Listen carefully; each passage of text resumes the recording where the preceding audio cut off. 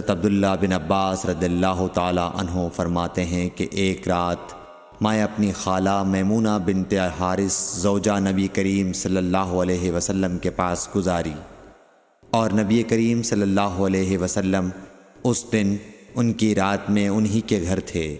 آپ صلی اللہ علیہ وسلم نے عشاء کی نماز مسجد میں پڑھی، پھر گھر تشریف لائے اور 4 رکعت نماز نفل پڑھ کر آپ سو گئے۔ پھر اٹھے اور فرمایا کہ ابھی تک یہ لڑکا سو رہا ہے یا اسی جیسا لفظ فرمایا۔ پھر آپ نماز پڑھنے کھڑے ہو گئے اور میں بھی وضو کر کے آپ کی بائیں جانب کھڑا ہو گیا، تو آپ صلی اللہ علیہ وسلم نے مجھے دائیں جانب کھڑا کر لیا۔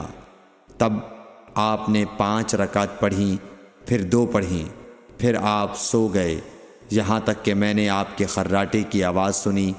پھر آپ کھڑے ہو کر نماز کے لیے باہر تشریف لے آئے۔ صحیح بخاری حدیث نمبر 117۔